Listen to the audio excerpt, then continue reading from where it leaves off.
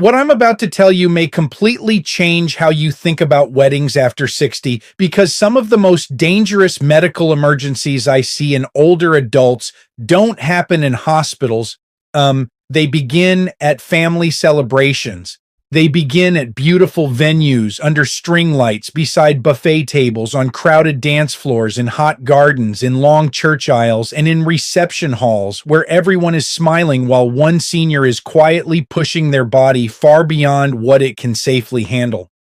Before we begin, please subscribe my channel and click on bell icon that protects your independence, confidence, safety, and peace of mind. I need to tell you something most families never realize until it's too late. Weddings are physically deceptive. They look gentle, they look joyful, they look harmless. But to the aging body, a wedding function can be a perfect storm of heat, dehydration, missed medications, alcohol, standing, noise, emotional stress, rich food, slippery shoes, and the quiet pressure to just keep going so you don't ruin the day. That combination can trigger falls, fainting, blood sugar crashes, blood pressure swings, dangerous heart symptoms, and even blood clots. And here's the part that concerns me most. The biggest wedding dangers for seniors usually do not feel dangerous in the moment.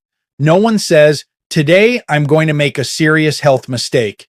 Instead, they say, "I'll drink water later," or "I don't want to sit down yet," or "I'll take my pills after the ceremony," or "one glass of champagne won't matter," or "these shoes are only for tonight." And then an hour later, the body begins sending distress signals that are misread, ignored, or dismissed because everyone is focused on the celebration, not on the warning signs. By the end of this video, you're going to know the 7 things seniors should never do at wedding functions if they want to protect their balance, their blood pressure, their brain, and their heart. And I saved the most dangerous mistake for last because it's the one good people make for what feels like a very noble reason. They don't want attention. They don't want to embarrass anyone. They don't want to interrupt the bride, the groom, the vows, the photos, the speeches. But that one decision can turn a manageable problem into an ambulance call. Stay with me because mistake number 7 looks innocent, but it starts the chain reaction. Let me begin with Eleanor from Arizona. Because her story reveals mistake number 7 so clearly that once you hear it, you'll never look at an outdoor wedding the same way again. Eleanor was 72, active, independent, careful with her health, and very proud that she could still attend every family event without needing special help. Her granddaughter got married in late June. The ceremony was outside at 3 p.m. It was elegant, sunny, and warmer than expected. Eleanor thought ahead about her dress, her shoes, her gift, her makeup, and her hair, but she didn't think carefully about water because she didn't want to keep using the restroom during the event. That morning, Eleanor had coffee, a small piece of toast, and half a glass of juice. Then she got dressed, sat through the drive, waded through pre-ceremony photos, and stood in the heat greeting relatives. By the time the vows began, she already felt a little tired. Not dramatic, just off.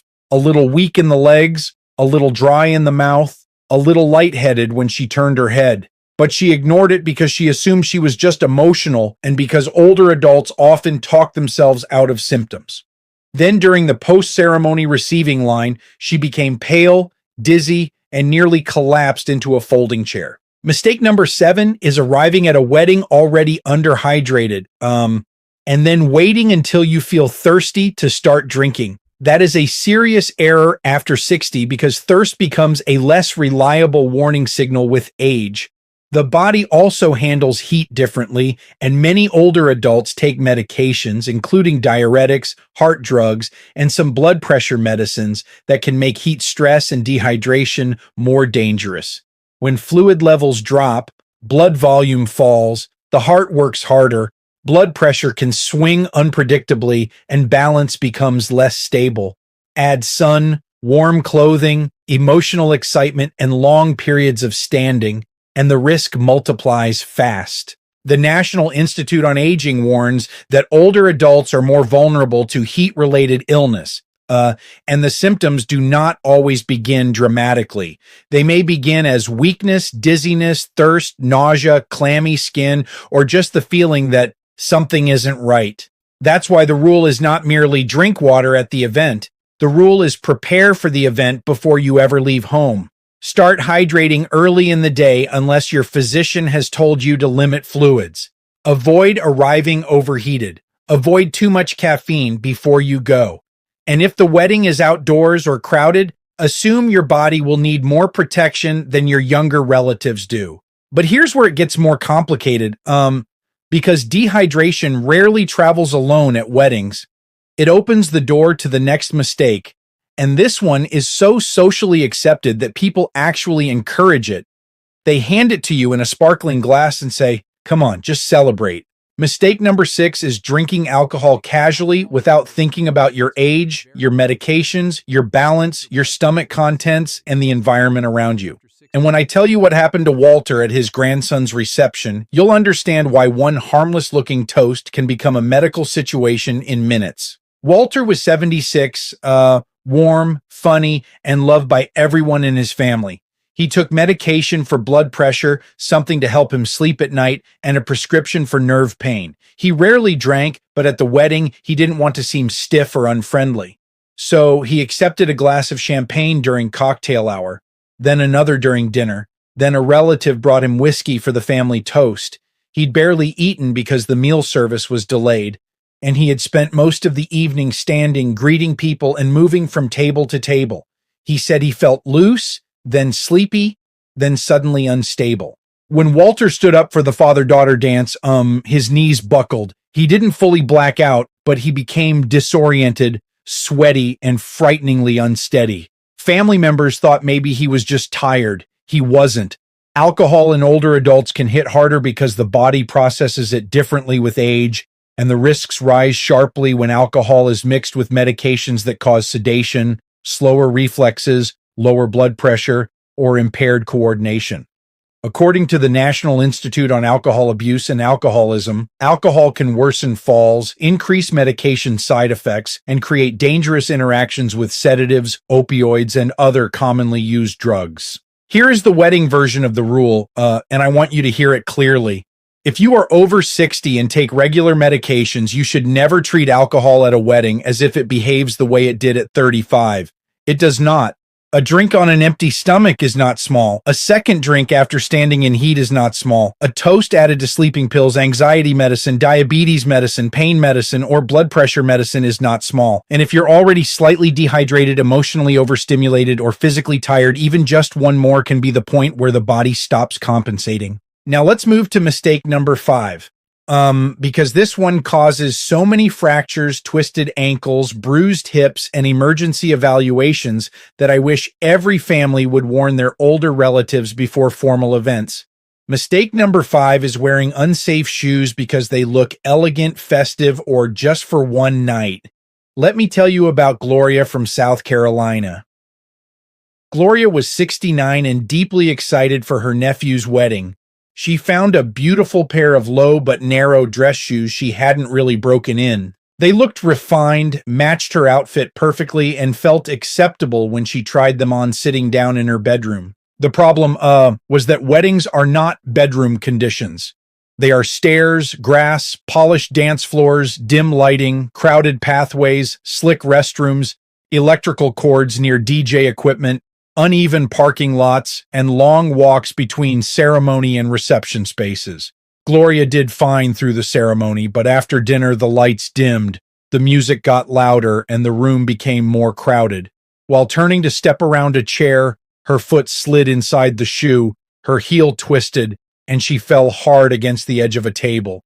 She was lucky, no hip fracture, but she had a severe ankle sprain and months of lost confidence afterward.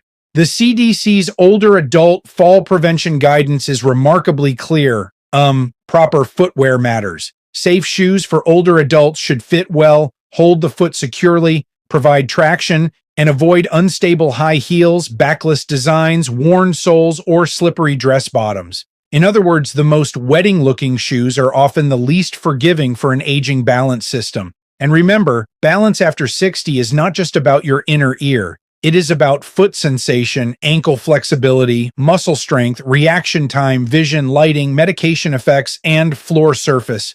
Poor footwear doesn't create one little risk. It destabilizes that entire system at once. So the rule is simple, but many people still resist it. Never wear shoes to a wedding that you would not trust on a polished floor, a bathroom tile, a grassy edge, and a dark parking lot. If the shoes are new, stiff, backless, slippery, too narrow, or elevated enough to change how you walk, they are not safe celebration shoes for an older body. Bring elegance in the outfit, not instability in the footwear. And if you need a cane, a rail, or a seated brake, use it. Pride has injured more seniors at family events than a lack of fashion ever has. Now, mistake number 4 may be the one families accidentally encourage the most. Because it sounds so harmless and even playful. People say, don't eat too much before you go, save room for the wedding food. Or, the dinner starts late, just snack later. Or, take your medicine now, you'll be eating eventually.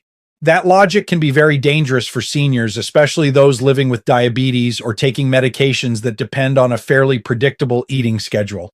Let me tell you about Henry from Ohio because his story reveals how quickly a festive delay can become a blood sugar crisis. Henry was 74, had type 2 diabetes, and was usually disciplined with his routine.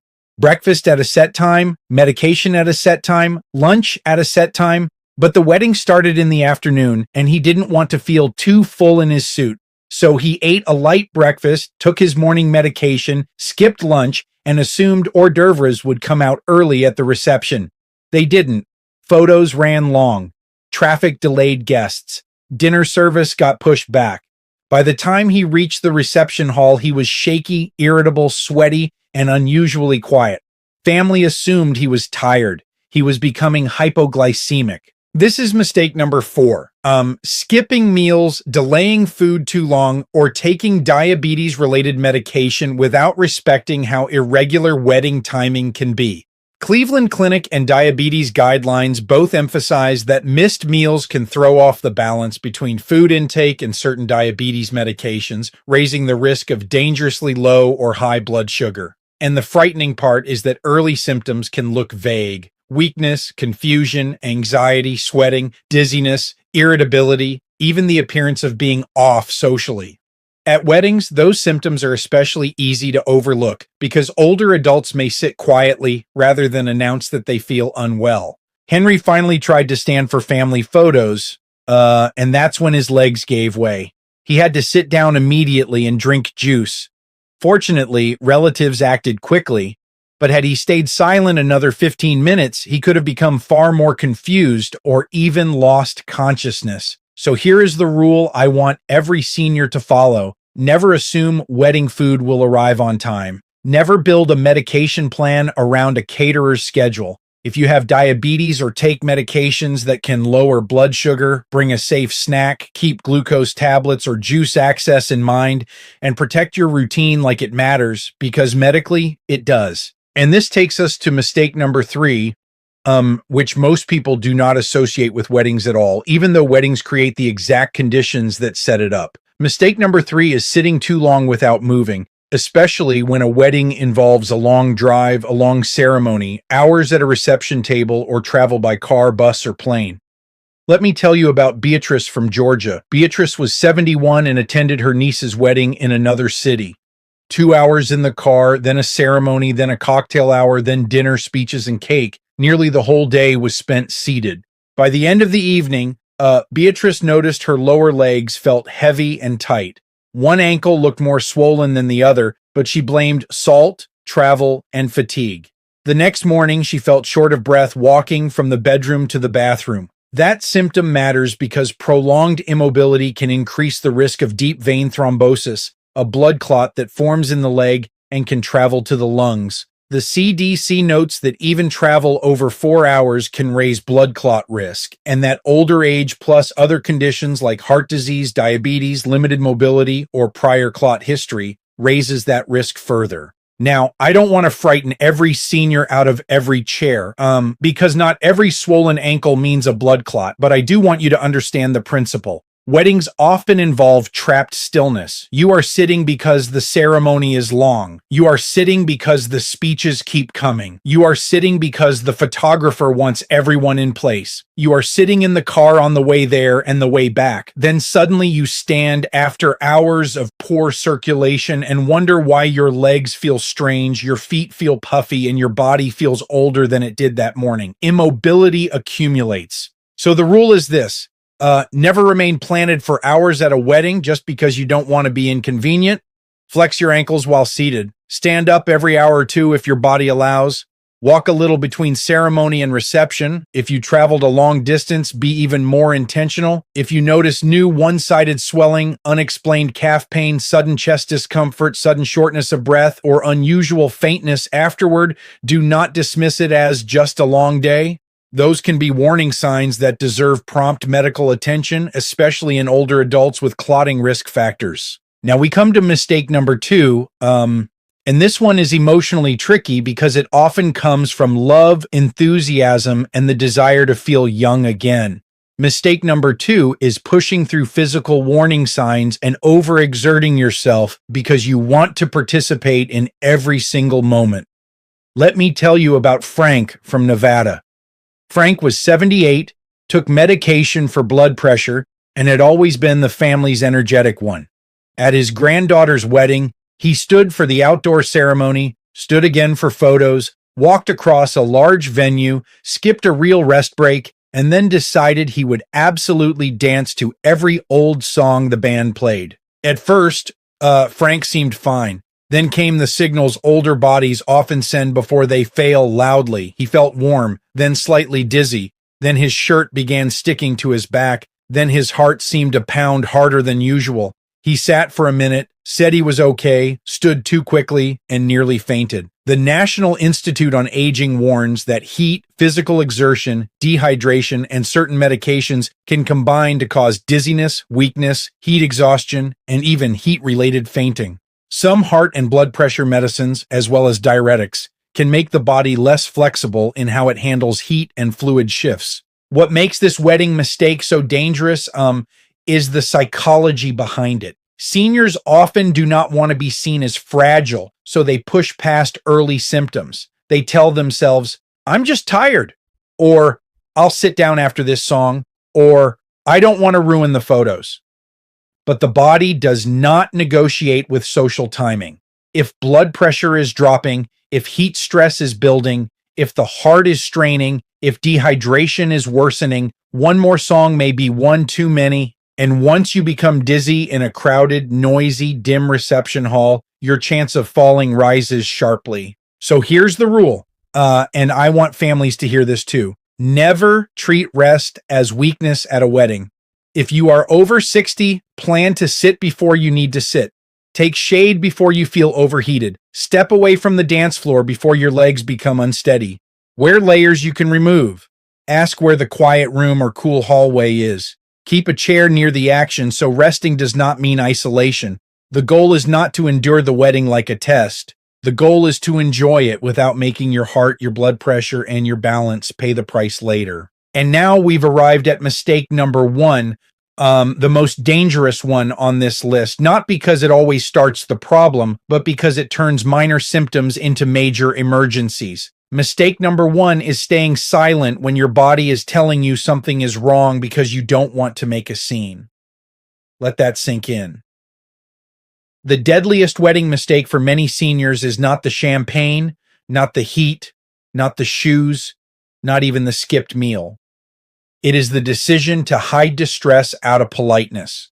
That decision delays care, delays cooling, delays food, delays a blood pressure check, delays a chair, delays help, and sometimes delays emergency treatment.